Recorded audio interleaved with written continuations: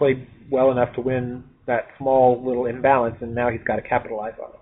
In order to win the game, I think Black's clear plan now is to win that d-pawn.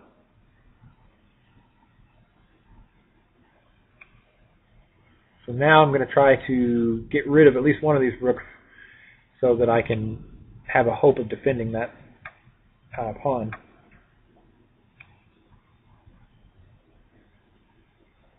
Now at this point, really trying to keep his rook out of here, keep control of as many squares on the d file. I think just centralize my bishop and make it as strong as I can, and see if there isn't some way I can get up here and trade off my weakness. Maybe give him a weakness in exchange, something, anything to get rid of the weakness or to protect the weakness.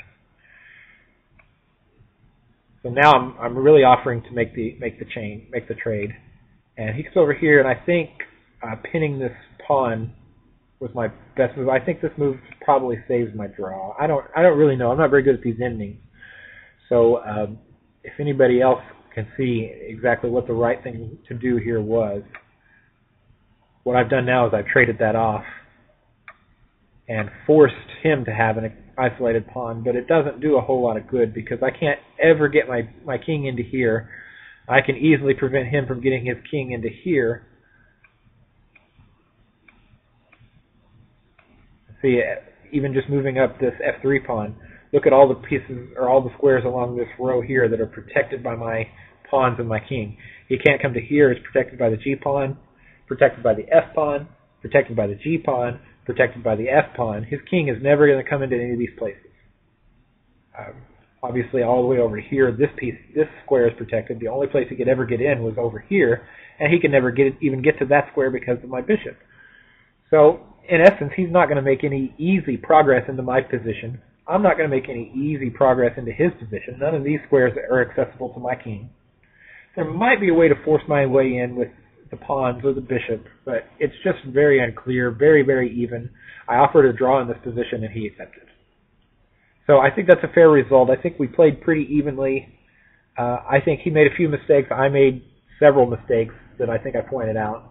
But overall, it was a pretty good game.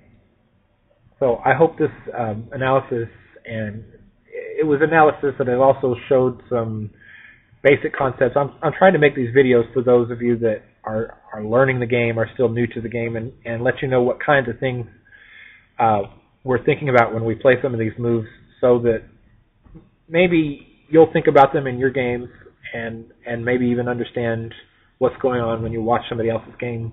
And you can kind of look for these weaknesses and you can see that other people are attacking weaknesses and things like that. If you just understand what kinds of things are going on in a game, then it's going to make you a better player. It'll make you enjoy watching other games more. Just definitely something that hopefully will help you out. If you have any questions, definitely ask. And if you have any help or advice for me, definitely do that, because I can certainly use it. So thanks for watching, guys.